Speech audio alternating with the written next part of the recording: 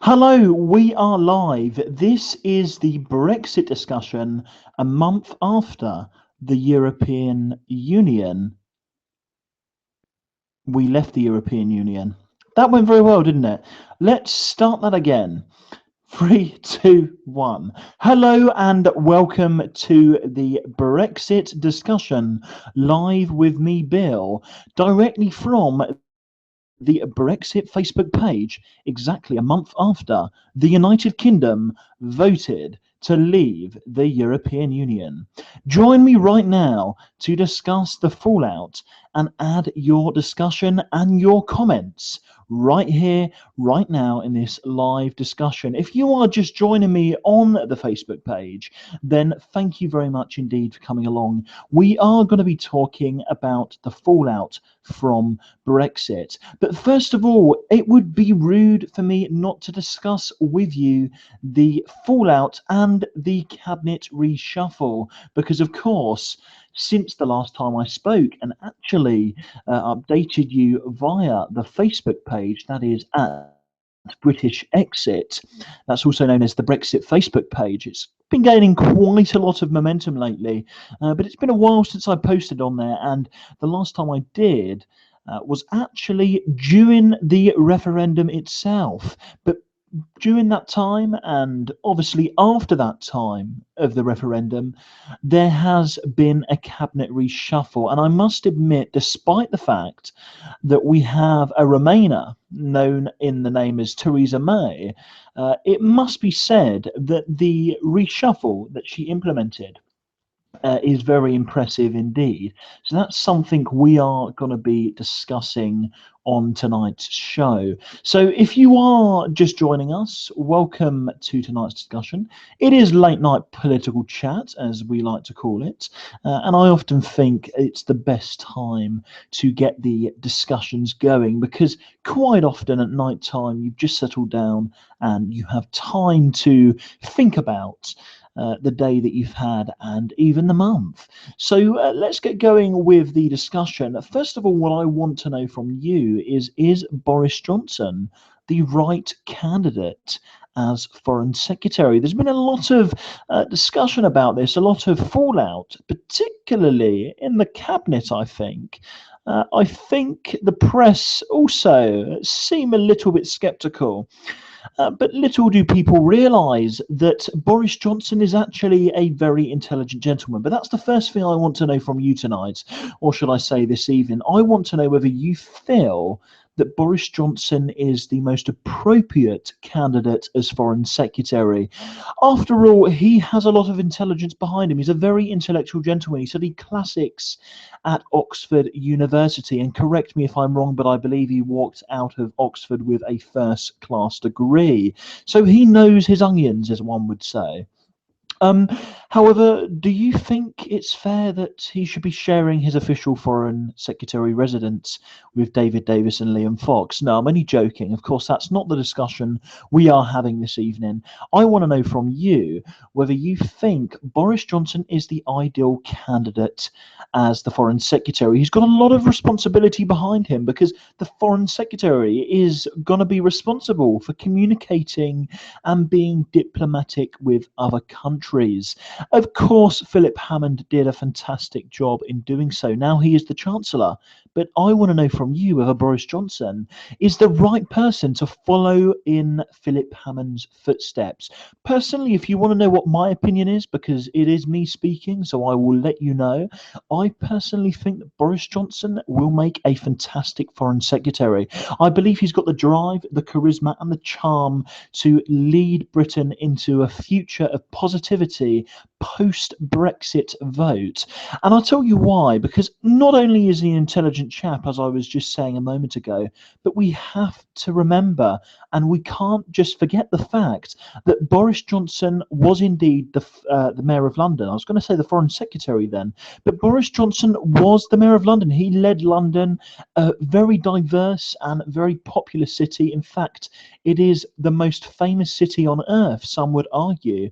He led that city and he supported the railways for the ordinary working people that go to work and commute every day, and he supported house building projects. And yes, he didn't get it right all the time, and of course, not every mayor of London ever will. But Boris Johnson was a champion for the London population, and that's why I think Boris Johnson will make a fantastic foreign secretary. And it's very simple, really. Because he led London and he put London on the world stage, I believe that what he is going to be able to do is do that with the United Kingdom. He's done it with London, he can do it with the United Kingdom. Look at Kew Gardens. Some people call it a vanity project, but of course Labour can't throw that one at them now, because Labour are also raising monies to get Kew Gardens set up. For those of you who don't know what Kew Gardens is basically a bridge, a garden bridge, and it's going to cost quite a few million. But the fact of the matter is, Boris Johnson believed in London. He believed in Britain, and he showed that when he campaigned for us to leave the European Union.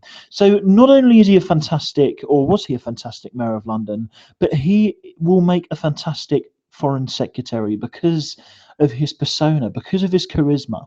So that's my point of view, but I want to know what you think. Let me know in the discussions. And of course, a lot of you will be listening to this on playback. So, of course, I understand it is quite late at night. So you probably will be playing back to this. But if you have a question, please do not hesitate. Send a message via the Facebook post. If you are listening to this unlive, so to speak, just pop a question in and I will get back to you as soon as possible. But that is what we are discussing right now, right here. We are discussing whether you think Boris Johnson will make a fantastic foreign secretary. After that, we are going to be discussing the cabinet reshuffle. Of course, it depends how many live people we get in this chat room. Of course, what we want to do is make sure this is as interactive as possible. So if it's not as interactive as I am hoping tonight, then not only hopefully will it expand and build and develop in the future, but also when you look at this post tomorrow morning via our Facebook page, we can then, of course, discuss more of that unlive, so to speak.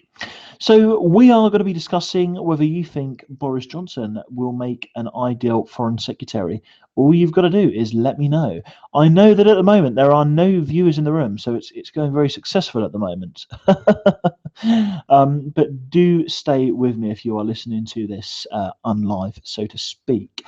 So what we're now going to go into is some more grey areas, some more areas which perhaps haven't been discussed so much, and that's not only Article 52, because of course most people know what that is now, post-Brexit, but before, obviously, we left the European Union, not a lot of people did know what Article 50 is, but obviously, as a lot of you will know now, Article 50 is the trigger which we need to pull, so to speak, metaphorically, in order to leave the European Union.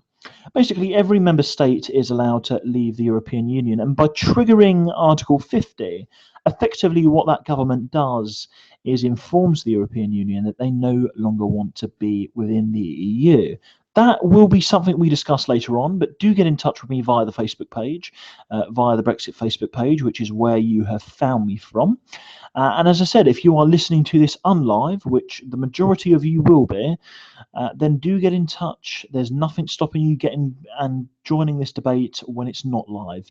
But what I want to share with you is my views on TTIP, because that was one thing that wasn't discussed at all, if anything. I followed the referendum campaign very rigorously up until the 23rd of June, and as a lot of you know, I was even posting updates through the night. I'm a bit of a political fan, if that's what you want to call it.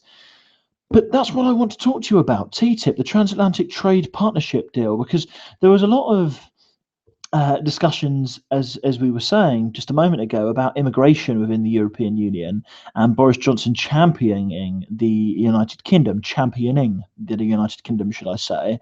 But there was not a lot of discussion on TTIP, and I think that was because a lot of people found it difficult, or would have found it difficult, to understand what it meant precisely. And as you know, in a world of 24-hour news, there is often not enough time to dissect things as rigorously and as thoroughly as perhaps some people might like. So I believe TTIP was one of those things which would have been brilliant to discuss, but the reason why it wasn't during the EU referendum debate was purely and simply because it would have needed a good hour of discussion and debate, and that would have not been viable when it came to the debates. But as we've got as much time as we like on this page, to be quite honest with you, I'm going to be very quick and give you an overview of it, and then I want to hear your views on the Facebook page. But TTIP, as I said, Transatlantic Trade Partnership Deal, it was a secret deal that was made between the European Union, or will be a secret deal, and is a secret deal made between the European Union and the United Kingdom. And it involves various things. I wrote about it a couple of months ago on the BREXIT Facebook page, and you'll probably be able to find it. And it involves privatising the NHS. That's one thing that was very controversial. And of course, the government and the ministers did come out to try and say that this wouldn't happen and that we are not at risk of TTIP intercepting our NHS. But of course, we all knew, those with a brain all knew that actually, that was not the case. So TTIP was a very controversial one because it will eventually or potentially stop big businesses from having any restrictions on what they put in their food, so pesticides and other nasty things that we don't really want to eat. Of course, all of that is unrestricted, more or less, in America. For example, mince and beef is totally different over here because we have so many different EU laws protecting us. For example, when we drink milk, there's 150 EU laws. But of course, we would have those laws anyway if we were outside of the EU.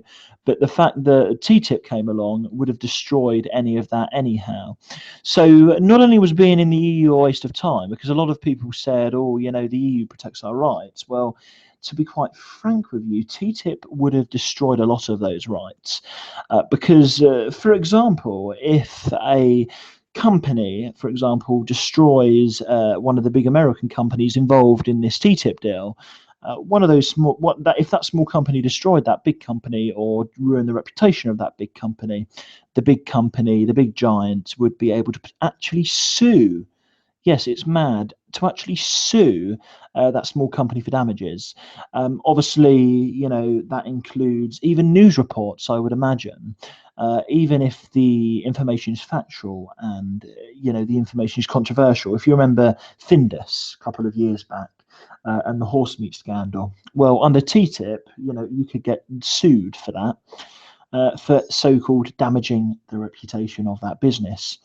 So, of course, that argument went out the window during the referendum because a lot of people understood that there would be no possibility in our rights remaining as they were, consumer rights and all that, if TTIP actually happened, which it will.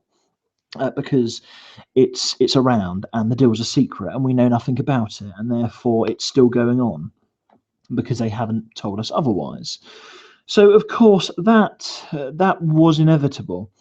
So of course what TTIP would have done was actually ruin UK business, and that's something I wanted to tell you about. That's something I wanted to inform you about. It doesn't really matter now because of course we are really talking in the past. Because the referendum's over, everybody voted to leave, well, the majority, should I say. Everybody isn't really that factual. More than 17 million people voted to leave, less than 17 million voted to remain. So leave got a majority. But yes, of course, that's really all I wanted to discuss with you. It's a shame, really, that we didn't get many viewers. In fact, we've not had any viewers in. So I'm going to have to stop the broadcast and hopefully get back to you soon, because of course without you guys there is no discussion, and unfortunately I can't talk to myself. But hopefully, this is the first time I've shared my views about the Foreign Secretary, about TTIP and Brexit. So who knows? Hopefully this page or this thing, whatever you want to call it, will grow. There's nothing to say that it won't. Who's to say it won't? Let's find out, though. Let's find out another day. Until next time, guys, have a lovely evening and good night.